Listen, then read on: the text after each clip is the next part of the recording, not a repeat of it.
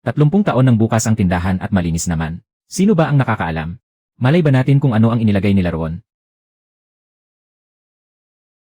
Mang Zhu, kainin niyo ito sa harap ng lahat. Huwag kayong kumain. Paano kung may kung anong halo? Araw-araw kumakain ng manto mula sa tindahan niyo ang apo ko. Kailangan niyong magbigay ng paliwanag ngayon. Tingnan niyo, sobrang puti at makintab ng kulay. Ganoon ba kaputi ang normal na harina? Itutok mo ang kamera sa akin. Huwag mong kunan ang mga bumibili ng manto. Mga taong bumibili ng manto.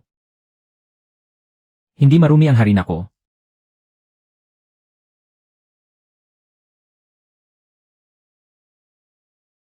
Bumalik kayo nang hindi man lang nagsabi. Tumabi kayo at huwag humarang. Hinaharangan niyo ang mga basket. 3 mensahe ang ipinadala ko sa iyo kagabi. Puno ng harina ang mga kamay ko. Paano ko pa makikita? Ang cellphone. Ayon sa dating usapan, 10 yuan yon. 1 yuan lang sa katapusan ng buwan. Anong katapusan ng buwan ang sinasabi mo? Kapag bumalik ako, magtatanong pa ba ako, kailangan ko pa bang ilagay ang petsa sa resibo? Pa. Wala pa ngang naibabayad si Aling Gilan. Bakit dinagdagan mo pa? Mang Zhu, naubusan ng baterya ang cellphone niyo. Charge niyo mamayang gabi. Pinainit ko ang 2 manto para sa'yo. Kainin mo muna. Huwag kang magutom habang nagbibisikleta. Nagtatala na naman kayo ng utang. Nagtatala ako ng mga tao.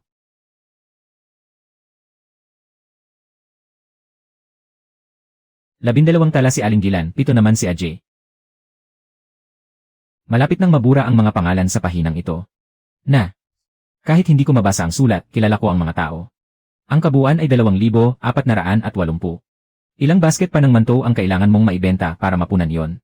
Ang hirap naman, hindi ko mabanggit ang ilan sa mga yon. Nakalimutan ko ang ilan. Pag nagkita tayo, saka na natin pag-usapan. Paano kung hindi na kayo magkita? Sa bawat pagkakataon, sinasabi mong sa susunod na lang. Pero ang talaang ito. Ang talaan. 30 taon na. 30 taon kitang hindi minadali, pero ngayon ay minamadali mo ako. Mang Zhu.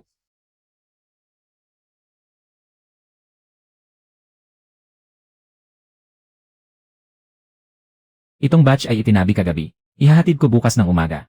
Kailangan pa rin natin ang lumang starter. Pwedeng ipautang ang manto, pero hindi pwedeng laging ganito. Patuloy na naiipon ang utang. Sumama ka muna sa akin at magbenta ng ilang araw. Wala ka pang. Hindi mo pa nga kabisado ang lahat, nagmamadali ka ng mag-ayos ng talaan.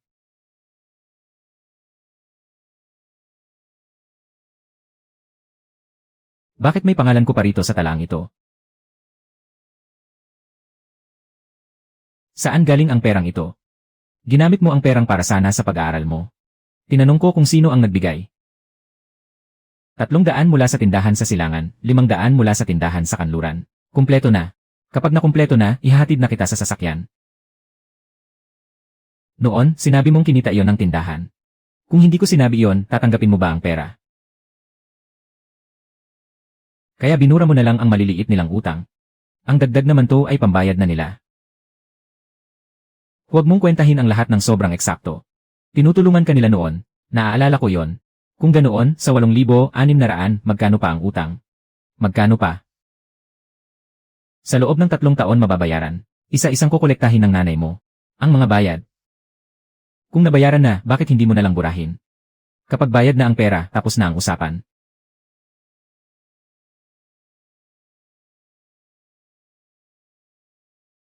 $8,600. Mananatili ang perang ito sa tindahan. Sino pa ang magbabanggit nito? Ako na ang magbabayad sa utang noong araw na yon. Ano ang babayaran? Noong taong iyon, nanghiram ng pera ang tatay mo sa bawat bahay.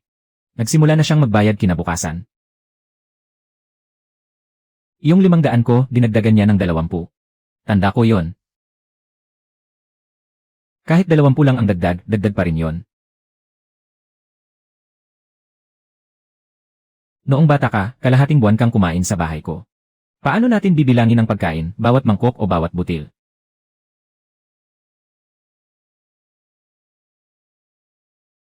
Hindi pwedeng malabo ang usapin ng pera. Dapat malinaw kung sino ang may utang kanino. Kailangang may eksaktong halaga. Kung talagang gusto mong kwentahin, ilagay mo muna ang mga manto ngayon. 6 kay Mang Chen, tama. 5. Kita mo, may mga tala ka rin. Minsan, may nakakalimutan ka rin.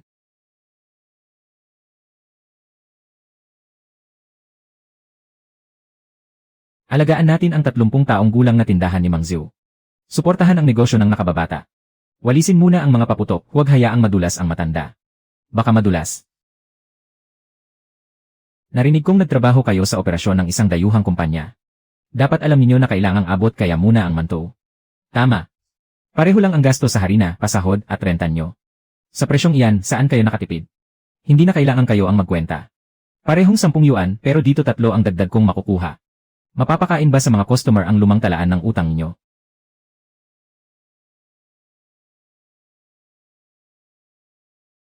Dating 1 yuan bawat isa, ngayon 7 sentimos na lang. Bumili ka ng 10. At bibigyan pa kita ng 2. Mang Zhu, 7 sentimos na ang presyo ng lahat. Kayo naman. Ano ang masasabi ninyo? 1 yuan pa rin ang halaga ng ginagamit kong masa, wala akong binawas ni Katiting. Hindi ko ito pinaliit. Mang Zhu, magkakapitbahay tayo. Kumita kayo ng kaunti na lang.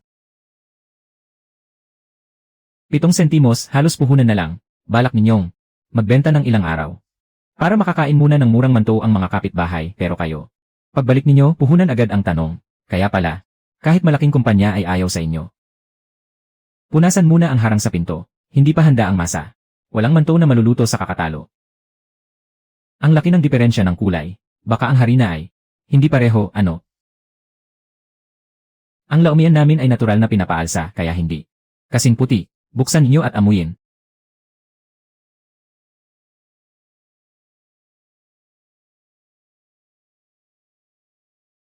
Tradisyonal ang lasa, pero kailangan ding tingnan ang presyo.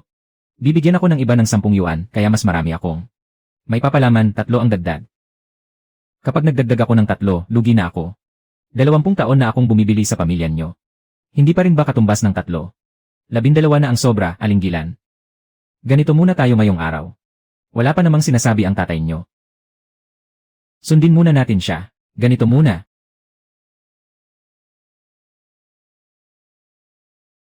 Apat na porsyentong mas kaunti ang nabenta ngayon, nagbigay pa tayo ng dagdag. 37 piraso. Kung magpapatuloy ito, kalahating buwan lang, kailangan na nating magsara. May nakaligtaan kayong isang transaksyon. Alin? Mang Zhu, araw ng sahod ngayon. Pinagsama ko na ang mga naunang. Ilang beses na dapat bayaran. Nakita ninyo, walang tumakas na tao. Xiao Li, bukas gawin nating mas mura ng kaunti, pero hindi pwedeng itaas ang presyo. Kuya Wang, kapag nagdagdag pa kayo, sundin niyo ang sinabi ko. Anong araw ito ipinadala? Noong 1 araw yata, o baka 2 araw na. Hindi ko na maalala. Hindi na ito pwede ngayon. Saang pabrika galing? Si Mang Qin ang nagdadala. Mahigit 10 taon na siyang nagsusupply sa amin. Nasaan ang resibo ng delivery?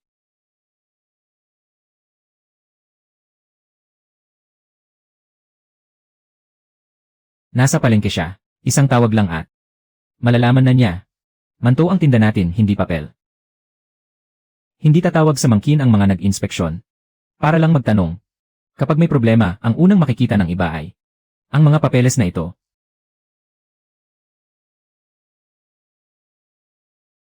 Kapag tumaas ang temperatura, huwag nang gamitin ang buong palanggana. Itapon agad. Ano pa ang hinihintay ninyo? Umaasa kayo sa kamay sa bawat pagkakataon. Paano kung 1 araw? Wala kayo rito. Kapag hinawakan niyo ang sobrang napaalsang masa, dumidikit sa kamay at malagkit, umaabot sa ilong ang amoy. Gaano kalagkit, ilang grado ang temperatura? Gaano karaming bagong masa ang idadagdag? Hindi naman gumagamit ng ruler ang masa. Iba kapag mainit at kapag malamig. Lahat ay nag-iba. Napakaasim na nito. Maaari pa ba itong ibenta? Amuyin niyo kapag nayahon na sa lutuan. Hindi ko pa nasubukang ihiwalay ang isang palanggana na ito, kaya hindi mo na ito ilalagay sa estante.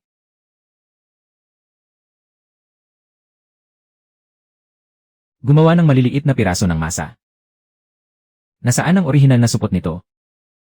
Mahirap buhatin ang malaking supot, kaya hinati ko na habang may pagkakataon. Hindi ba palagi namang ganito dati?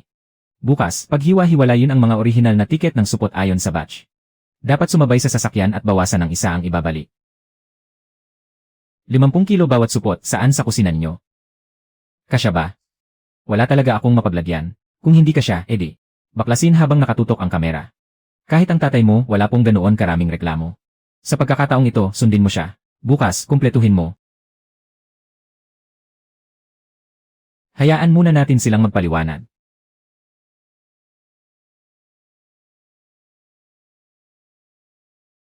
Mang Zhu, bakit mas maputi ang mga manto ninyo kaysa noon? Saan naging maputi, pareho lang iyan araw-araw. Kumalat na sa grupo, ilabas mo ang harina, at ipakita sa lahat. Mga kahon lang iyon ng packaging, kulang ang orihinal na resibo, pero hindi nito pinatutunayang may idinagdag na kung ano. Wala man lang resibo, paano mo kami asahang maniwala sa? Huwag muna kayong magbalik, ipapadala namin ngayon para sa pagsusuri at ice seal. Ang mga sample, kapag lumabas ang resulta, bawat sentimo ay babayaran. Pati sarili naming manto, kailangan pang hintayin ang resulta.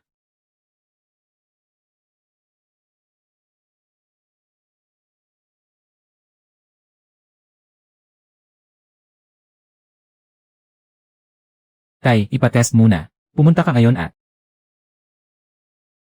lalo lang magiging magulo ang sinasabi mo. Pati tindahan ay hinarangan na ng mga tao, nagtatago pa rin ako sa likod ng tindahan. Ikaw ba ang nag-post ng video? Sabi ni Mang Zhu, kailangan ng ebidensya. Ang mga manto ay gawa ng pamilya nyo. Wala akong isiniksik na kahit ano. Nasa cellphone mo ang orihinal na video, hindi ba ilabas mo kung may lakas ka? Tingnan natin ang oras kung kailan kinunan. Hindi ninyo maipaliwanag ang sarili ninyong harina. Bakit mo hinahalughog ang cellphone ko? Mang Zhu, sabihin niyo na lang, may idinagdag ba o wala? Wala. 30 taon ko nang pinapatakbo ang tindahang ito. Sino ba ang nagkasakit matapos kumain dito? Ang hindi nangyari noon ay hindi nangangahulugang hindi mangyayari ngayon. Ngayon.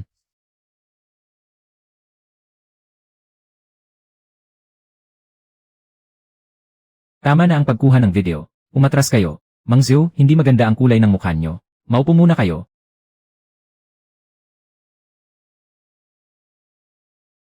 Huwag mahulog ang steamer basket. Tay. Ikaw muna ang magbantay sa tindahan. Isasara ko ito ng 2 araw. Hindi pwedeng isara. 1 araw lang maaaring manatili ang laumian sa tapayan. Kapag hindi pinagpatuloy, masisira ito. Sa ganitong oras, iniisip mo pa ang laumian. Kung hindi ikaw ang bahala, sino?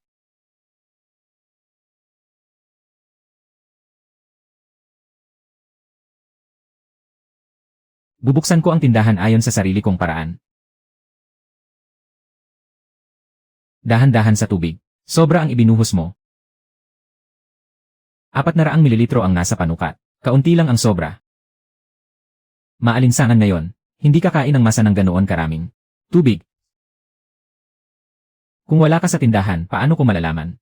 Maalinsangan ba talaga ngayon?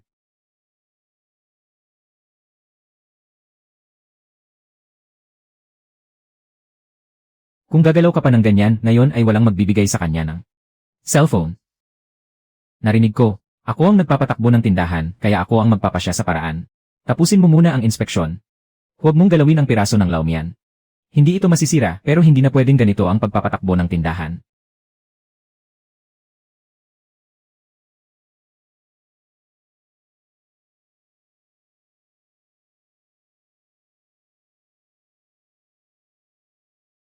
Ng isang tao. Nakalimutan mo talaga ang cellphone, ano? May charging cable sa may pinto. Kung wala ng baterya, at charge mo. Uncle Zhu, dati, ipinapamigay muna niyo ang mga pagkain. Dumarating. 30 taon nang ganoon ang tatay ko. Inuuna niyang ipinamimigay. Bago pa siya maospital, iniisip pa rin niya ang tapayan. Na-ospital siya at ang ledger ang may kasalanan. Bawal na ang pautang. Sino ang sumulat nito? Simula ngayon, pare-pareho na ang lahat. Hindi lang ako ang nasa ledger ng tatay mo. Ang mga dating utang, unti-unting ayusin. Ang mga bago, hindi na itatala. Kakapospital pa lang ni Mang Zhu, pinupunit mo na ang lahat ng utang na loob. Ninyo, Alinggilan, huwag mong pahirapan ang sarili mo. Heto, ang 7 sentimo kung cash ay kulang, pero ibibigay ko pa rin sa'yo. Para maipambalot.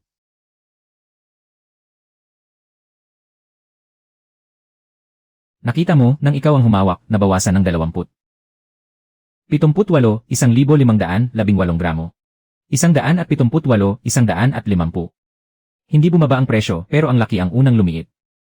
Ang bagong pamantayan ay 150 gramo bawat piraso. Hindi ba mas kaunti? Dati, 178 gramo. Ngayon, 150 na lang tapos sasabihin mong hindi nabawasan. Dati may malalaki at maliliit. Ang malalaki ang kinukuha mo, at iniiwan ang maliliit. Sino ba ang kukuha ng mga yon? Sino ang nakakaalam kung tama ba ang timbangan mong ito ngayon? Ikaw ang gumawa niyan. Kung ganoon, timbangin natin ngayon. Ito naman, iyong ibinigay mo sa akin kanina. Kulang sa 150. Papalitan ko para sa'yo. Magpalit lang ng isa, tapos na. Kung hindi ako ang tumutimbang para sa iba, hindi ba dapat gayon din ang kinakain nila? Hindi ibinebenta ang isang ito. Kanina, buong isang steamer basket ang ibinaba sa estante. Kapag may isang kulang, itatapon ang buong batch. Hanggat hindi natin alam ang dahilan, huwag muna itong ilabas. Ganyan ang pamantayan ni Boss Zhu. Itatapon ng isang buong basket. Kikita pa ba tayo ngayong araw? Pera. Kumikita man ako o hindi, hindi ako kukuha sa tiyan ng iba. Subukan mo. Abala ako kaninang umaga, kaya basta ko na lang nailagay. Simula ngayon, bawal nang maglagay ng basang tela sa tabi ng steamer basket. Isulat mo sa talaan ng operasyon. Kahit punit na basahan, kailangan ding itala. Ikaw ang nagpapatakbo ng tindahang ito. Kaya sapat nang sumunod ka sa mga nakasulat. 8 gramo ang kulang ngayon. Sa ibang araw, baka temperatura naman ang kulang. Kung wala ang gamit na ito, maalala mo pa ba kung paano gumawa ng mantou? Malalaman kung marunong ka o hindi kapag naikabit na ito. Aling Gay, pakiabot sa akin ang charger. Nakalimutan kong charge kagabi. Itala mo muna sa pangalan ko. Pabayaran mo sa apo kong babae pagsapit ng tanghali. May wired charger sa may pintuan. Buksan mo lang at pwede nang mag-scan. Mabagal mag-charge ang luma kong telepono. 4 na kuway lang naman. Makakatakas ba ang pera? Hindi ito tungkol sa 4 na kuway. Simula ngayon, kayo po ang magtatala at bukas pati ang iba ay kailangan ding magtala. Noong bata ka, tinatawag mo akong lolo. Ngayon, telepono na lang ang kinikilala mo. Ako na po ang magbabayad para sa inyo. Hindi ito pautang. Ginagamit ko ang awa mo. Lolo Liu.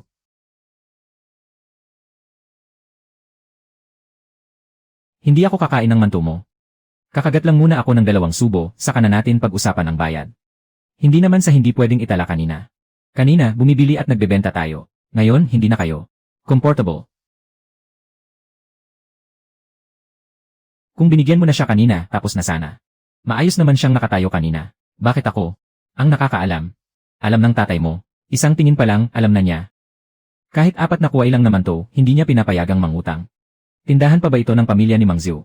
Huwag po kayong magalit. Ano ba ang nangyari pagkatapos? Hindi rin naman buong video ang nakunan. Binalik niya ang mga mantou. Nakita ko. Kailangan nating magkita. Wala namang nangyari sa tao. Dinala siya ng health station. Pinakain ko rin siya roon. Kung ganoon, bakit mo pa siya pinigilan noong una? Pa, hindi ako pwedeng umasa sa hula. Araw-araw, may ilang daang tao sa tindahan. Kapag minsan akong nagkamali ng hula, sino ang mananagot? Kanino iyon? Makikilala ba kung kanino ang ilang pirasong papel na yan, maaga pa lang?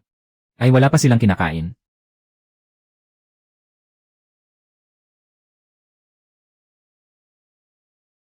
May isang telepono sa harapan at 3 sa kusina. Pwede nating panoorin ang mga replay. Sa harapan, kuhanan lang ang counter. Huwag kuhanan ang mukha ng mga customer. Bakit napakaraming kamera, mas lalo tuloy nilang isipin na binabantayan mo sila. Hindi ko sila binabantayan. Ang pagdating ng mga sangkap at ang harina ay kailangang may oras at tala rin.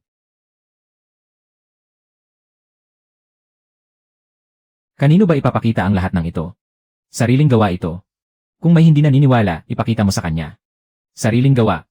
Espesyal na gawain. Bumili lang ng ilang mantou, ay record pa talaga, tapos alis. Kapa. Ganap na bukas ang kusina ng tindahang ito. Ang laom yan ay makikita rin pati ang bawat batch ng harina. Huwag kuhanan ang mga customer. Ang proseso lang ang kuhanan. Bumibili ako ng mantou, hindi para gawin kang palamuti sa likuran. Aling, hindi ko po kinuhanan ng video ang mukha nyo. Hindi akin ang boses, hindi rin akin ang supot. Hindi akin. Itigil muna natin ang live ngayon. Kapag hindi ka nag-live, sasabihin na naman ng mga tao online na duwag ka. Buksan ang kusina sa likod. Pwedeng makita ang kusina, pero hindi pwedeng basta-basta kunan ng video. Bukas pa ang ilaw sa tapat. Paano kung bukas? Magbenta rin tayo ng 30% bawas. Kahit 70% ang bawas, hindi pa natin mababawi ang upa. Kung ganoon, kaunti na lang ang pasingawin natin. Kapag kaunti ang pinasingaw, darating ang mga suki isang araw at Wala silang mabibili. Magkano ang benta natin ngayong araw? Sapat na ba? Nasa ikalawang palapag ang daily closing ng kaha. Huwag mo akong lokohin. Magpagaling muna kayo, hindi naman sarado ang tindahan. Sino ang nag-utos sa inyong lumabas ng ospital? Sarili kong binti ito. Hindi pa kumpleto ang resulta ng pagsusuri. Umuwi na kayo ngayon. Halika na, ihahatid ko kayo. Ito na lang ang natira buong araw. Mang Zhu, kaunti lang ang tao ngayon. Hindi sa kaunti ang tao, hindi sila pumapasok sa tindahan natin. Hindi pa nawawala ang mga chismis, nagsisimula pa lang ang mga bagong patakaran. Kailangan lang talaga nating bigyan ito ng panahon. Kapag lumamig ang manto, pwede pang pasingawin ulit. Pero kapag lumamig ang puso ng mga tao, ano ang ipapainit mo? Tingnan mong mabuti, may utang na 10,000 ang mga libro natin. Ngayon, 312 lang ang nabenta. May utang pa tayong 7,800 sa ospital. Kunin mo ang passbook ko. 20,000 na lang ang laman, kung ma-ospital pa kayo ng isang beses. Ako ang nagbukas ng tindahang ito, kaya ako rin ang sasagot sa pagkalugi. Kung ganoon, ano na lang ako habang nasa ospital kayo? Bakit niyo ibinibigay sa akin ang susi? Pinabantayan ko sa iyo ang tindahan, hindi kita pinayagang paalisin ng mga suking mamimili. Kung hindi ako magtatakda ng mga patakaran, sa susunod kapag may mga taong nagsisiksikan sa harap ng pinto, balak mo pa bang isugal ang buhay mo para magpaliwanag? Ano ang ibig mong sabihin? Ang tuntunin ng tindahan, kalahati sa bawat isa. Sa loob, ikaw ang magpapatupad ng mga patakaran mo. Sa harap ng tindahan, ako ang magtatayo ng mga mesa at magbebenta ayon sa paraan ko. 2 presyo at 2 libro sa isang tindahan. Kapag may nag-inspeksyon, sino ang unang pagmumultahin? Hindi ako papasok sa kusina mo, hindi ko gagalawin ang mga gamit mo, at ako ang maniningil ng bayad. Sa lumang komunidad, ikaw ang pumili kung kanino ka gustong humingi ng tulong. Mang Zhu, kung magtitinda sa harap ng pinto, sasakupin nito ang bangketa. Ako na ang magtatanong kung may lugar. Asikasuhin mo ang sarili mong steamer.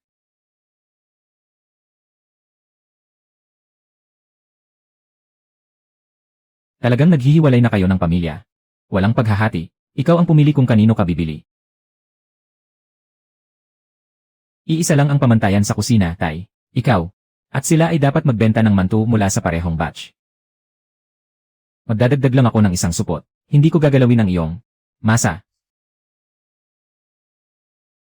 Kahit magdagdag ka, tandaan mo. Huwag na namang sa gabi ay. Bumili pa kami ng ilang manto at kailangan pang panoorin kayong mag-amang naglalaban sa tindahan. Hindi ba 13 ang dati? 12 ngayon. Sapat na para sa iyo at sa anak mo na makakain. Makikita sa code na ito ang petsa ng harina. Nakalagay din dito ang petsa ng pagdating ng paninda, pagbukas ng supot, at pagmamasa. Hindi ako magpapaskan. Bigyan mo ako ng mas malambot dahil ang mga ngipin ko ay hindi na maganda.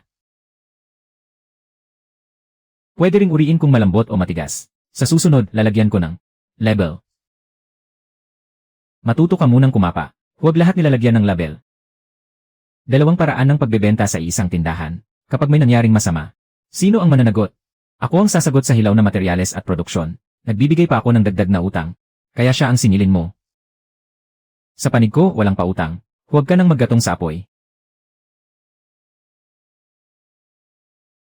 Nasa batch number at delivery slip ang lahat. Baka mali ang nabasa ng makina. Pare-pareho naman ang harina. Sa resibo ay 0721 pero ang nasa bag ay 0718. Sino ang nagpalit? Malingbag ang kinuha sa bodega. Huwag itong gamitin. Espesyal na harina ng trigo. Hindi maling kuha. Espesyal na harina ng trigo, netong timbang, 50.0. Espesyal na harina ng trigo, netong timbang, 50.0 siyam. Ito ay nabasa. Espesyal na harina ng trigo, netong timbang, 50.05. Isinauli ang buong batch. Espesyal na harina ng trigo, netong timbang, 50.103. Isinauli na. Wala nang laumian na maihahatid ngayong hapon. Kung ganoon, kaunti na lang ang ibenta natin. Hindi rin natin pwedeng tanggapin. Espesyal na harina ng trigo. Maling label ang nailagay ng bodega. Kayo muna ang gumamit nito. Gamitin sa presyong ito, sa kabawasan pa ng 2 sentimo. Lagyan ulit ng label para hindi na mapasukan ng halumigmig. Mang Zhu, nahawakan mo na. Magagamit pa ba ito? Kayo ang higit na nakaalam. Kung para sa sarili natin, pwede pang pagtiisan. Pero ibenta sa ibang tao, hindi pwede. Sa tagal ng pinagsamahan natin, hindi ba pwedeng dahil sa isang bag lang ay ibato mo sa akin ang mangkok ng kanin? Tatanggapin ko ang bag na ito. Ang ibinato mo ay sa akin. Oh, 6 na salansan lang ang kaya nating gawin ngayong hapon. Unahin ang mga nagbayad na. Isulat sa tabi ng kaha. Nang malinaw, kapag naubos, magsara na.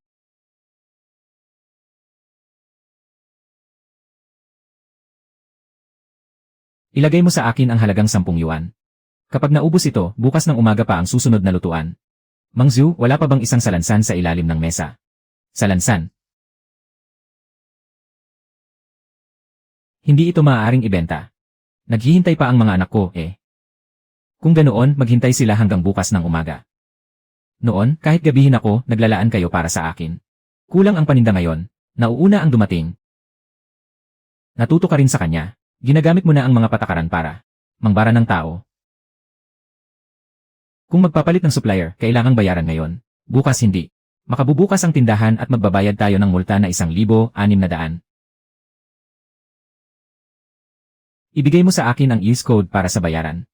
Hindi pwedeng galawin ang pera sa iyong passbook. Walang harina ang tindahan, pero itinatago pa rin ang pera para lang amag. Ito ang ibinalik na deposito ng ospital. Pera ko ito. Kailangan pa nating magbayad para sa follow-up na pagsusuri. Bukas ng umaga, bilhin muna ang harina bago ang follow-up na pagsusuri. Bukas na natin pag-usapan ang tungkol dito. Bakit mo ipinaskil ang listahang ito sa pintuan? Para malaman ng lahat kung magkano ang utang sa tindahan. Hindi pa na ibabalik ang pera. Kung walang pangalan, ituring na walang utang. Hindi ko sinabi kung sino. Kung sino ang nais makipagtuo sa akin. Nang sarilinan. Mahigit 10,000 na. Mang Zhu, hindi mo naman kailanman. Sinisingil ang mga tao, ah. Ngayon, ang anak na ang namamahala sa pera. Kailangang magtugmaang. 2 kayong mag-ama, isa ang mabait na pulis. Isa ang masungit na pulis. Sino ang niloloko ninyo? 1,260 yuan. J. Daming. Aling Gilan, ikaw lang ang may ganito kalaking utang. Si Mang Zhu mismo ang nagtala. Sino ba ang nagsulat nito? May taon at buwan pa. Bawat tala ay may petsa at dami ng binili. Maaari mong suriin ang bawat isa. Gusto mo bang ipahiya ako sa buong kalye? Hindi ko ipinaskil ang pangalan. Kayo ang unang pumunit nito. Hayaan mo siyang kunin. Kung kukunin, kunin niya. Hindi na ako papasok sa bahay niyo. Napunit na, tapos na. Makapupunta pa ba siya sa bahay? Mang-agaw. Ano ba ang alam mo? Talaga bang handa kang magbayad? Ang utang ko ay sa pamilya niya, hindi sa inyo. Sa pamilya niyo. Sa amin, walang lumang utang. Kung bibili ka, magbayad ka. Sisingilin ko pa rin kayo ng 7 sentimo. Lumamig ang mga manto mula sa tindahan niyo at nagkadurog-durog. Ang apo ko ay ayaw kumain. Ang lakas mong mang-insulto pero sa huli ay umurong ka rin. Kilala mo si Mang Zhu. Ako ang nang-insulto sa kanila, hindi ikaw. Tumawa ka pa.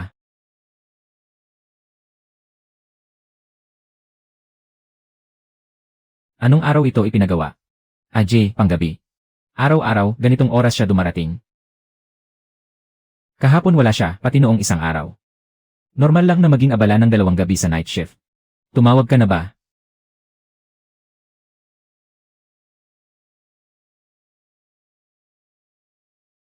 Painitin muna natin para sa kanya. Pagdating niya, hindi pwedeng hayaan na umalis siyang walang laman ang tiyan. Kung hindi siya darating pagsapit ng 10:00, hindi na pwedeng magbenta ngayong araw. 24 na lang ang natitira. 8 tinapay bawat isa, maubusan ka ba? Magtabi ng tigwawalo para sa bawat isa, isang basket lang. At mauubos na.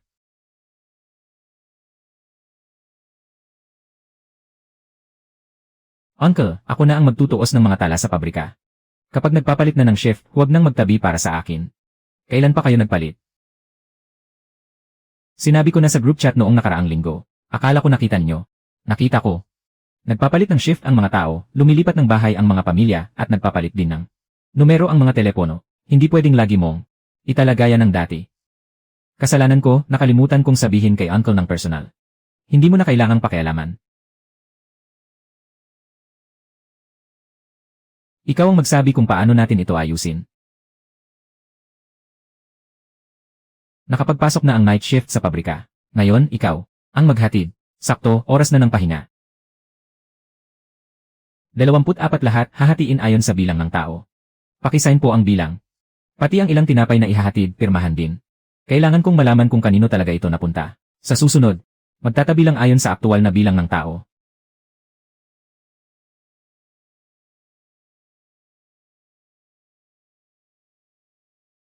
Naihatid na. 24 ang nakalista sa gate at tumanggap ng night shift. 17 na lang ang tao ngayon. Di na saan ang sobrang 7. Itabi rin para sa mga tagalinis at napirmahan na. Pagbalik ninyo, dahan-dahan po, madulas ang daan.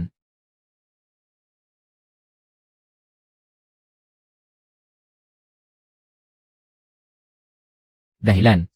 Nawalan ng trabaho ang manugang niya at nitong mga araw na ito, ang apo niya ay umiinom ng gamot, hindi naman sa ayaw niyang magbayad. Bakit hindi mo isinulat ang mga ito noon? Ang hirap ng mga tao, isinulat ko ng detalyado. Ano ba? Kung hindi mo isinulat, ang nakikita ko lang ay 1,200. At 200, ang ibang pumalit sa tindahan, ang nakikita rin lang ay ang numerong ito.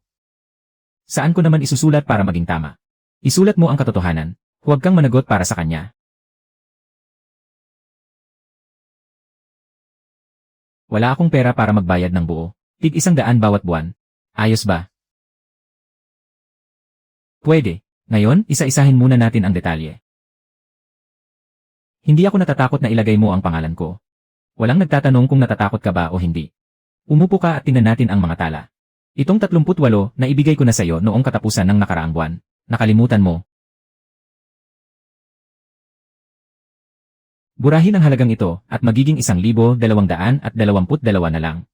Talagang marunong kang magbawas, ah. Ang perang natanggap na, hindi pwedeng singilin ulit. Mga tinapay, pupunta ako sa kabila para bumili. Sa talaan, ilagay mo sa tamang account. Bahala ka. Sino ang dalawa? Ikaw at ako. Kapag kulang ng isang pirma, hindi ito maitatala. Gabi na, nagugutom ang mga tao. At wala ka naman dito. Para sa halagang hanggang 10, ikaw muna ang mag-abono. Irehistro na lang kinabukasan. Tawagan mo pa ako ng mas madalas. Paano kung hindi matawagan? Kung gayon, tulungan muna sa kagipitan. Pagbalik mo, mag-iwan ka ng mensahe. Huwag mo akong paghulain. Sino ang gumalaw sa breaker? Nandito ako buong oras. Kusina, bakit nawala ng kuryente ng 17 minuto kagabi? 225, siyam, 03 ang putol, siyam, 20 bumalik. 225, hindi binura ang video. 2234640. 22381. Malakas ang ulan kagabi.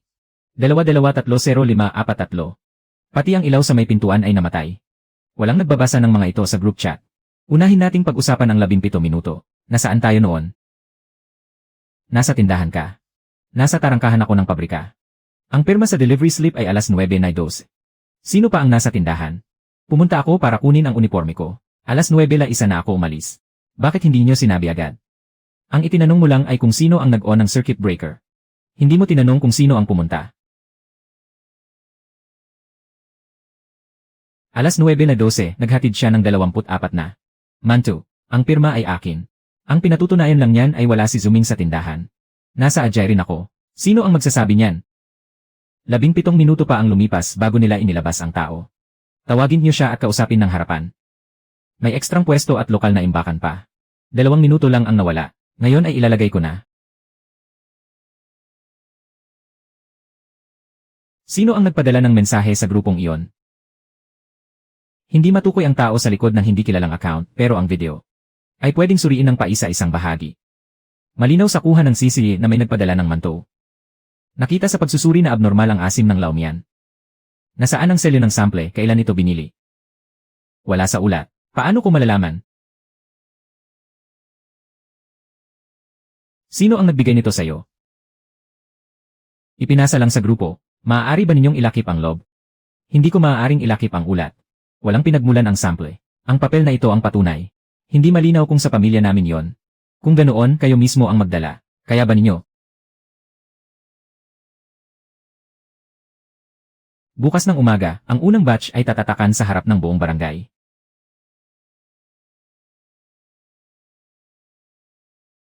Isang bahagi ang ipapadala para sa pagsusuri at isang bahagi ang itatabi sa tindahan. Ang isang bahagi ay itatago sa komunidad. Maliwanag ba sa lahat? Ha? Huwag ninyong piliin lang ang magandang tingnan. Isama rin ang nasa gilid. Ilagay din yon sa loob. CJ, ituro ninyo kung alin yon at kung saan niya isiniksik. Kumuha rin ng isang bahagi ng laumian. Huwag puro produkto ang suriin. Ang laumian ay bahagi ng proseso ng produksyon. Kailangan itong gawa ng hiwalay na request. Kung ganoon, magbukas na ng resibo. Ako ang magbabayad. Ang tindahan ang magbabayad at ilalagay sa gastusin sa pagsusuri. Walang selyo o serial number ang sample na ito. Wala ring sampling form. Maaari lang itong ituring na pagpapadala ng sample. Ayon sa sarili niyang pahayag. Hindi pinatutunayan ng ulat na ito kung kaninong sample yon. Saang tindahan ito galing? Kumpleto na ang mga dokumento nyo, 3 araw. Bago lumabas ang resulta. Hindi ba pwedeng pabilisin, hindi kayang maghintay ng tindahan ng 3 araw? Kahit rush, kailangang sundin ang proseso at magbayad muna. 3 araw, sige, 3 araw. Pagbalik ko, kukumpletuhin ko ang bawat batch ng mga itinabing sample. May espesyal na inspeksyon sa mga tindahan ng almusal sa distrito. Lahat ng kusina sa likod ay patayin muna ang apoy.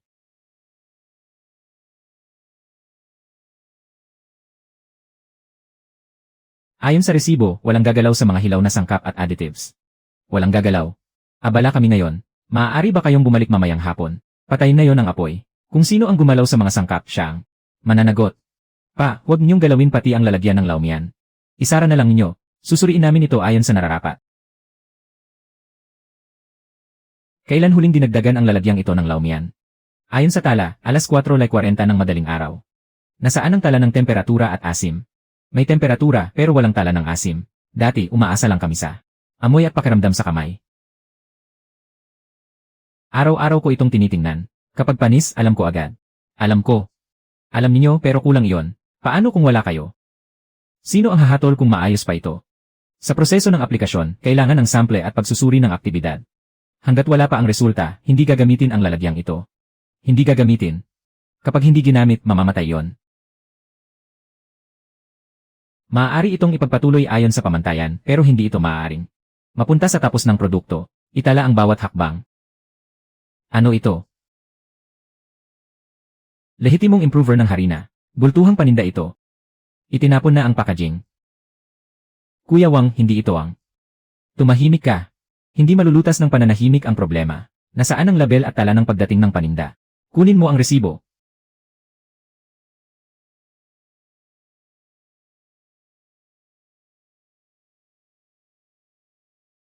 Isara at itabi muna ang balde na ito. Itigil muna ang paggamit sa kusina.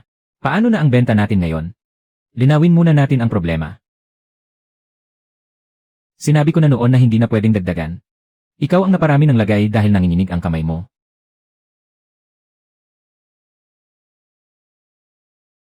Naiwan pa yan mula pa noong panahon ng lolo mo hanggang ngayon. Hindi pa ito kailanman na isara. Anak. Ayos lang. Ang pagsasara ay para sa ligtas na paggamit, hindi para patayin ito. Ipagpapatuloy natin ayon sa mga itinakdang kailangan. Paano sinusukat ang asim, hindi ko alam. Bibili ako ng test strips. Turuan mo akong basahin ang resulta. Itala mo ang mga numero. Kapag hindi tugma ang mga numero, kanino tayo makikinig? Tumigil muna tayo at sabay na hanapin ang dahilan. Walang sisihan. Huwag mo itong piliting ibenta. 26 na degree, ina 4.3. Ikaw. Sabi ko, sakto lang. Kulang pa ng kaunti. Maasim pa ang amoy at nasa kamay ko. Hindi pa rin ito nakabitin. Hindi pa rin ito nakasabit. Maghintay pa tayo ng 10 minuto. Pwede na ngayon. Sukatin natin ulit. 4.2. Itala bilang pinakamababang pamantayan ng paggamit. Huwag agad magtakda. Hindi pa taglamig, hindi ito ang tamang batayan. Ang numero. Kung ganoon, paghihiwalayin natin ayon sa panahon. Itala muna ang tag-init.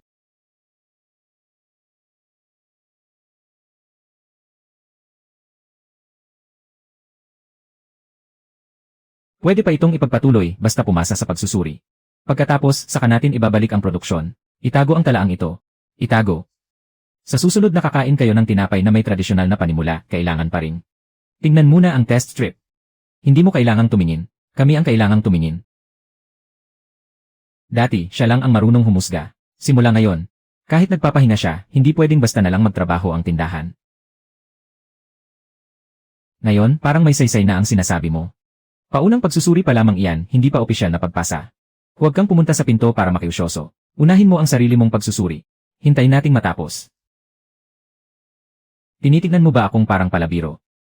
Sabi ng mga tauhan, nasa telepono mo ang orihinal na video. Nasa telepono mo. Totoo ang pampaputi ng tinapay. Hindi ako nagsinungaling. Pinutol mo ang bahaging tumanggi akong tumanggap at pinutol mo rin ang buong bahagi tungkol sa mga kinakailangang label. Sa pagnenegosyo, sino ba ang hindi pipili ng makabubuti sa sarili? Ngayon, isusumite mo ang orihinal na file. O hahayaan mong sila ang mag-imbestiga sa likod ng lahat. Ang inspeksyon ay sabay-sabay na isinagawa sa buong lugar. Ang pagpasa ng tindahan ng pamilya Zhu ay hindi nangangahulugang may nagsumbong. Sino? Na-inspeksyon ng Qiangsheng pero hindi ibig sabihin na may gumanti o nanira. Sino? Kung ganoon, peking balita lang ang tungkol sa pampaputing tinapay. Sa kasalukuyang pagsusuri, walang nakitang paglabag o ipinagbabawal na sangkap. Kapag ipinapasa mo ito, huwag mo nang babaguhin ang mga salita. Naipasa ko na ito. Buburahin ko na ngayon. Ako ang nag-edit ng video. Inaamin kong may sangkap na idinagdag. Inaamin ko ring ginamit iyon sa tindahan. Nakapaskil ang orihinal na file at ang abiso. Sino ang may problema? Kung may duda kayo, tingnan niyo mismo. Mang Zhu, iyong supot na isinauli ko ilang araw na ang nakalipas. Pakilagyan ulit ako ng isang supot. Naibalik na ang bayad sa pila. Hindi na pwedeng sumingit. Nagtatago ka pa rin ba ng sama ng loob? Naghihintay silang lahat sa likod. Huwag mong idikit ng ganoon kataas. Hindi mabasa ng matatanda. Palalakihin ko ang isang kopya at ididikit sa harap ng tindahan. At huwag kang magsulat ng kung ano-anong mahusay o pumasa. Ginawa lang natin ang dapat gawin. Hindi ako ang sumulat niyan. Pagbalik ko, 80% pa lang ang nasa linya at may 200 pang. Mahigit 200 taga-subaybay. Ang mga pumunta ngayon ay para basahin ang abiso. Kung babalik pa sila pagkalipas ng isang buwan, saka natin matatawag na negosyo yon. Kahit paano, napatunayang may silbi ang mga tala. May silbi nga, pero noong araw kayong Lolo Liu ay may tala rin, pero umalis pa rin ang tao dahil sa galit. Hindi ko nahawakan ng maayos ang bagay na yon. Hindi ko hinihingi na humingi ka ng tawad. Gusto kong tandaan mo ito. Kayang ipaliwanag ng papel ang hindi kayang ipaliwanag ng manto. Sa bawat isa. Kung ganoon, isa-isa nating babawiin. Mga kaibigan, tingnan niyo ang 30 taong laumian. Lantad na lantad ang buong kusina. Pwede mong kunan ang mesa ng trabaho, pero huwag ang mga customer. Boss, 20 supot po. Magla-livestream tayo.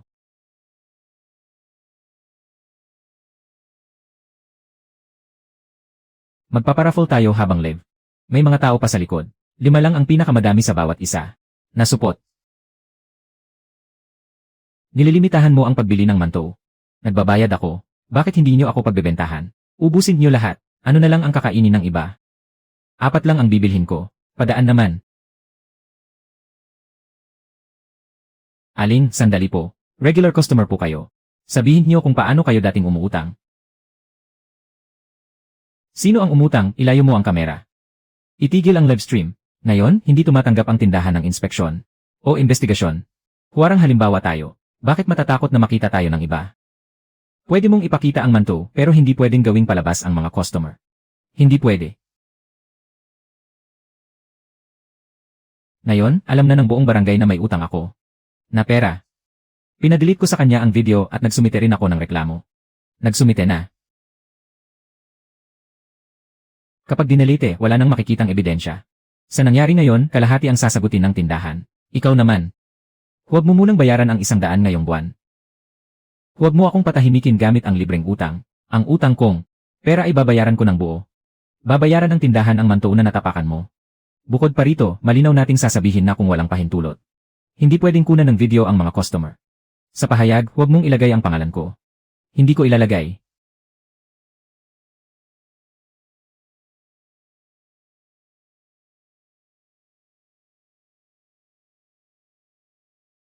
Matutulungan kitang magsampa ng reklamo pero kailangan mong ipagpatuloy ang livestream ng 3 araw. Kusina lang ang kukunan mula sa nakapirming pwesto. Huwag kukunan ang harapang bahagi ng tindahan. Kailangang makipag-ugnayan ang mga manonood. Kung pagmamasa lang ang tinitingnan, walang mananatiling manonood. Kung walang nananatili, huwag na. Ang pagbili ng manto ay hindi palabas ng unggoy. Hindi tayo nanonood ng unggoy. Tay, huwag ninyo siyang pagsalitaan ng ganyan.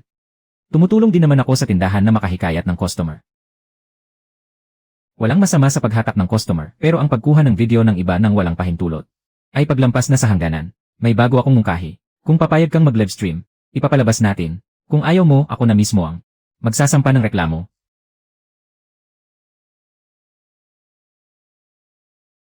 Sige, tungkol sa masa lang ang pag-uusapan, hindi tungkol sa mga tao. Simula ngayon, kung may magsiset up ng tripod, tingnan muna ang pintuan. Kung hindi malinaw ang nakasulat sa karatulang iyon, huwag kunan ng video. Malinaw ang proseso ng operasyon at hiwalay ang lugar ng mga customer. Kung may sertipikasyon sa paghihiwalay ng mga lugar, maaari itong panatilihin. Hangganan ng pagkuha ng video. Isulat niyo sa sertipikasyon ang hangganan ng pribadong lugar. Ilakip sa mga tala. Ako na mismo ang maglalagay nito. Ibaba mo ng kaunti. Huwag ninyong pagtingalain ang mga matatanda. Tingnan ninyo. Kalahati lang ng dati ang bilang ng mga online na manonood. Kumusta naman ang mga taong nag-order? Hindi na bawasan. Mas matagal pa silang nananatili. Ayan, gumagana. Huwag ninyong ipakita ang mga mukha. Huwag ang mga tao. Hindi ako nanghingi ng awa, ngayong buwan. Hindi ko kayang ilabas ang 100. Magkano po ang gamot ng apo ninyo bawat buwan? Mahigit 600. Naghahanap pa rin ng trabaho ang manugang ko. Sige, ihinto muna natin ng 2 buwan. Kapag huminto, lalo lang lalaki ang naiipon na utang. Hindi ko kayo pagbibigyan ng libre, pero hindi rin kita pipilitin. Bawat buwan, ayon sa kayan nyo. At hindi bababa sa 20. Ang mga bagong binili ay kailangang bayaran sa araw din iyon. Kahit 20 lang, kailangan pa ring pirmahan. Para alam niyo kung magkano pa ang natitira. Alam din namin kung hanggang saan kami makatutulong. Ako ang magiging garantor ninyo, pero hindi ako ang magbabayad para sa inyo. Hindi na kailangang ipaalala pa niyo yon. Ang utang bawat buwan ay hindi lalampas sa 60 piraso. Limitado muna ang pangunahing pagkain, saka susuriin muli pagkalipas ng 2 buwan. Gusto ng apo ko ng tinapay na may asukal, eh. Normal na bilhin ang tinapay na may asukal, itala lang at panatilihin ang pangunahing mga detalye. Kung kulang ng 60, hanapin nyo ako. Kahit ako ang hanapin nyo, kailangan pa rin kumpletuhin ang talaan. Opo, naiintindihan ko na. Huwag kayong sumimangot. 20 muna ang bayaran nyo ngayon. Huwag ninyong ipakita ang talaan. Sa mga hindi taga rito. Kabuang bilang ng tao at kabuang halaga lang ang ilalabas, huwag ang mga pangalan. Kapag nakaahon na ang pamilya ninyo pagkalipas ng 2 buwan, aalisin ang limitasyon sa utang. Huwag niyo akong laging isabit dito, na parang ako ang may kasalanan. Sa araw ng muling inspeksyon, saka natin muling kakalkulahin ng harapan.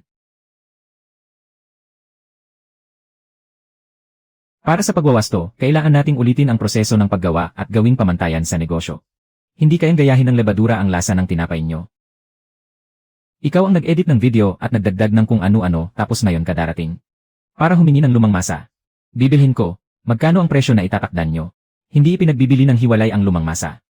Kung ganoon, ano ang gusto ninyong gawin ko, isara ko ang tindahan. Nasusunog ang pera sa renta at sahod araw-araw. Unahin muna nating akuin ang mga pananagutang dapat nating akuin. Ako ang magbabayad ng multa at ayusin ang lahat. May gusto pa ba kayo? Ano pa? Bukas, humingi ka ng tawad sa harap ng mga kapitbahay at ipakita ang mga binili mong sangkap. Gamitin ang orihinal na pakete at sundin ang pamantayan sa mga additive. Magtago ng sample sa bawat batch nang hindi bababa sa 1 araw. Tinuturuan ba ninyo akong magnegosyo o? Ang hinihingi ninyo ay paraan para makapagbukas pa rin tayo ng tindahan.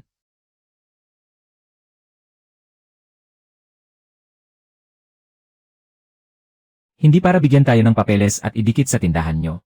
Kapag hindi pumasa sa muling inspeksyon ng mga otoridad, babawiin ang lumang masa. Kung naipamigay na ang mga produkto, paano ninyo babawiin ang mga yon? Ibahagi ninyo araw-araw ang talaan ng pag-aalaga. Kapag lumabag kayo, ihahayag namin ito at tatapusin ang pahintulot sa paggamit. 1 piraso lang ng masa, tapos pag-uusapan pa ang pahintulot. Ang kailangan nyo ay ang 30 taong. Tiwala kay Mang Zeu, hindi lang ito tungkol sa tinapay. Bukas ng umaga, humingi muna kayo ng tawad. Pagkatapos noon, saka ko kayo tuturuan. Hindi ba kayo natatakot na matuto ako at maagaw ko ang negosyo ninyong mag-ama? Matuto ka munang huwag manakit ng kapwa. Tinatanggap ko ang multa at ang lahat ng pagwawasto. Tungkol naman sa kumalat na video, hindi kailangang ipagtanggol ako ng taong gumawa nito. Wala siyang dahilan. Naipasa ko rin ang video mo. Nang ipasa ko, nagsitakbuhan silang lahat. At hindi na nakapagsalita. Dalawang salita lang ang sabihin mo, tapos na tayo. Hindi sapat iyon. Ang talaan ng pagwawasto at resulta ng muling inspeksyon ay dapat ilabas lahat pagkatapos. Ako ang pumirma. Kapag may nakapansin na may kulang akong idinikit, direkta nila akong imbestigahan. Huwag mo munang hawakan. Nahugasan na ba? Nahugasan na. Hugasan mo ulit.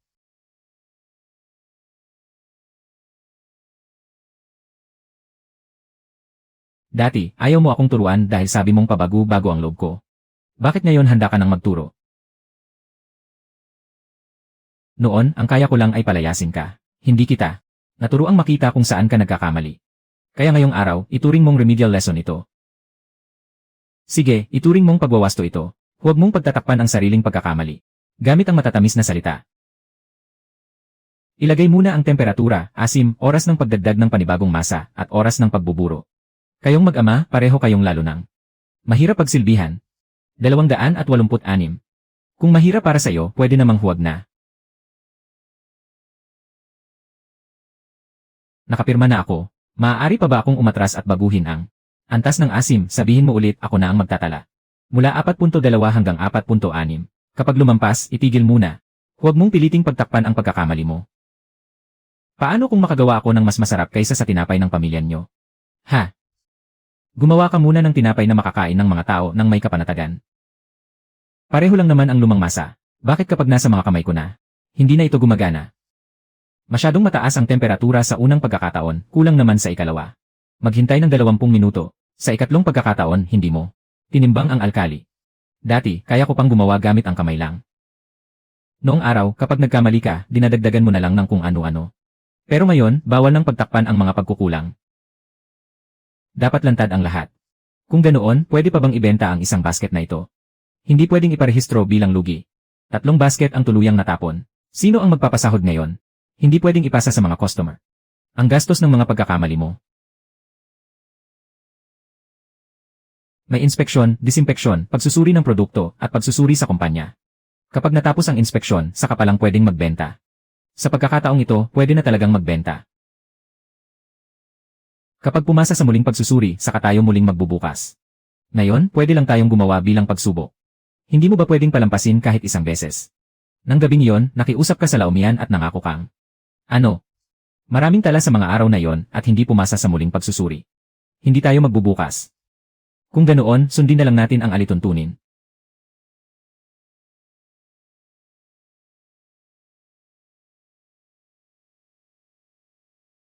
Sa mga nakaraang araw, mahigit 1,000 ang naitalang lugi. Kinuwenta ko. Alam kong 7 maulang iyon, pero paano ko? Hinayaan ang sarili kong mapunta sa ganitong kalagayan. Hindi masama ang murang presyo, pero ang pagtitipid sa sangkap at kaligtasan. At pagsagot sa buong diferensya ang mali. Pagkatapos ng muling pagsusuri, pwede pa rin ba akong magbenta ng tig 7 mao? Iyon. Kung kaya ng talaan ng presyo, magbenta tayo. Kung hindi, halika, baguhin muna natin ang presyo.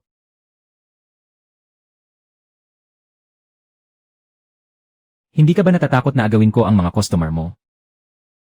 Mas mabuting magbukas ka ng sumusunod sa pamantayan kaysa muling magdagdag ng kung ano-ano gaya ng Qiangsheng. Ang unang mensahe, ipinasa ko lang ng basta-basta. Sa likod nito, may mga taong nagtanong, natakot akong baka mali ang nasabi ko. Pero dahil ayaw kong mapahiya, nagmatigas pa rin ako. Dahil sa isang sinabi mo ng basta-basta, na ospital si Mang Ziu. Na ospital. Ang gastusin sa pagpapagamot niya, ako ang sasagot. Inaako ko po. Sa grupo, hayagan din akong humihingi ng tawad. Hindi matatapos sa pagbabayad ng danyos. Ang orihinal na video, ang ulat ng pagsusuri at ang iyong pagwawasto ay kailangang ilabas ng sabay-sabay. Ako ang unang nag-post kaya paunahing pananagutan ko ito. Kung sino ang gumawa, siya ang umako. Huwag nang magturuan.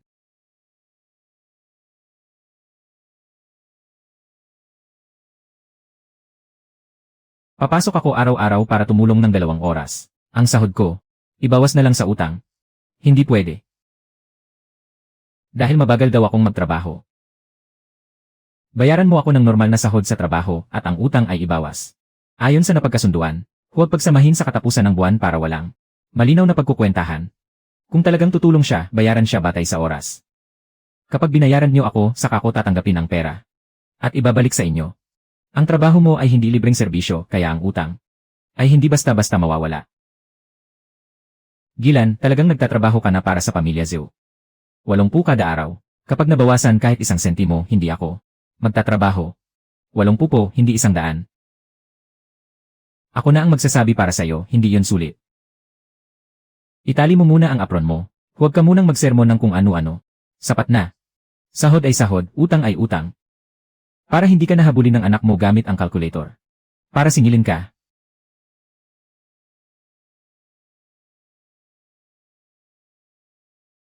Sige ng Liu, isang araw nagwalis ng buong kalye. 4 na dagdag paano? Na yon. 6 ang kalahating presyo, 2 ang nakalaan para sa libreng hatid. At ang natitirang 4 ay itatala para sa almusal ng mga empleyado bukas. Almusal ng mga empleyado. Bibili ako ng 6, sapat na yon. Huwag mo na akong kausapin. Ngayon, sundin natin ang sabi niya. Kung gusto mong magbigay pa, tingnan muna. Kung may natitira pang libreng bahagi. Kahit paggawa ng mabuti, kailangan pang makipag-unahan sa kwota. Dapat ilantad ang kwota para hindi ngayong araw ay maubos lahat. Sa isang tao at bukas ay wala nang matanggap ang iba. Ang sahod ko ngayong araw ay 80. 20 ang ibinabalik ko. Kaya 6 na po ang natitira. 200. Hiwalay ang pagtanggap sa tala ng sahod at sa tala ng bayad sa utang. Sige po. Ngayon, sa wakas, naintindihan ko na. Abala nga. Kahit papaano, wala nang makapagsasabing nagtatrabaho ako ng libre. Noong ika-30 anibersaryo ng tindahan. Ikaw na ang mamahala sa unang pugon. Ibigay mo sa akin ang mga talaan. Ikaw naman. Hindi pa naman ako retirado. Sa'yo na ang mga talaan pero kaya ko pa ring magtrabaho. Sa tindahan, pwede kong akuin ang pamamahala pero kailangang malinaw ang hatsyan ng pagmamay-ari. CJ. Mag-ama tayo. Anong klaseng hatsyan ng pagmamay-ari ang pinag-uusapan? May galing ka, may laumian tayo at may 30 taon tayong mga suki. Lahat ng iyon ay mapupunta sa'yo. Pagkatapos, bawat bariyang gagastusin mo, kailangan mo munang itanong sa akin. Hindi pa naman ako umabot sa puntong namamalimos ng pera. Kaya mas kailangan nating ayusin ngayon ang mga talaan bago pa maging problema bukas. Hatiin natin ng malinaw ang mga utang at ang ari-arian ng tindahan. Sige, isulat mo na lang na 0 ang bahagi ko. Hindi naman sa wala kang gastos. Ang totoo, mula pa. Noon, hindi mo lang isinisingil sa sarili mo. Sariling tindahan natin ito. Anong klaseng sahod ang sinasabi mo? Kung ganoon, paano hahatiin ang kita? Ang tindahan ay tunay na. Ipinagkakatiwala ko sa'yo. Ano ang maaasahan mo? Basta may maihahain sa mesa, ayos na. Hindi pwede. Ang resipe ng laumian, kasanayan at pagsasanay. Sa mga suki ay kasama sa puhunan. Ikaw ang may 40%, ako naman ang 60%. Sa'yo naman talaga ang tindahan, pero bibigyan mo pa ako ng 40%. Sa'yo ang tindahan. Ang inaako ko ay ang pamamahala. Hindi ang pagpapaalis sa'yo. Malinis na ang pangalan ko. Pwede na ba nating hatiin ito? Tanungin mo ang tagapangasiwa ng mga talaan. Kapag naayos na ang bayad, malinaw na ang katayuan at mananatili ang orihinal na mga record. Itatabi natin ang mga ito, hindi gagamitin para manikil ng iba. May natitira pa akong 1,002. Huwag mo akong bawasan. Iyan ang eksaktong bilang sa sistema.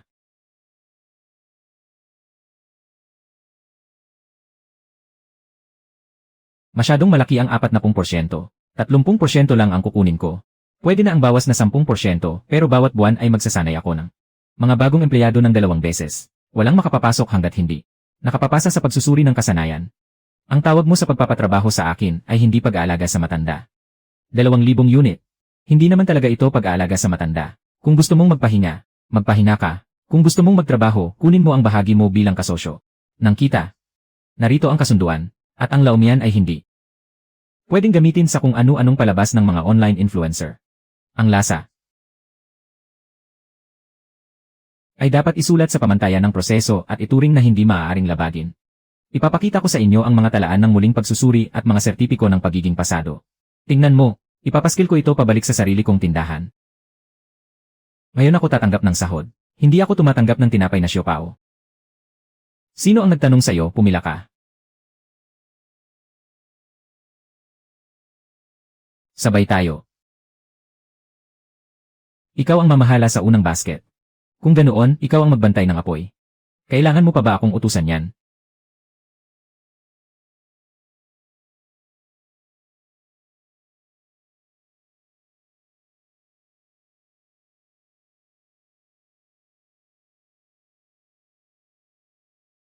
Antas ng trabaho.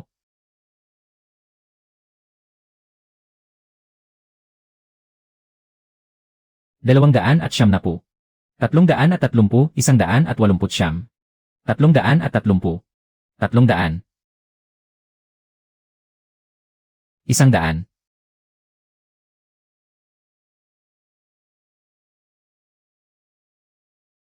Sa susunod, sino ang magpapasya kung sino ang mga pamilyang nangangailangan, huwag ninyong gawing paligsahan ng lakas ng boses. Walang dapat man lamang.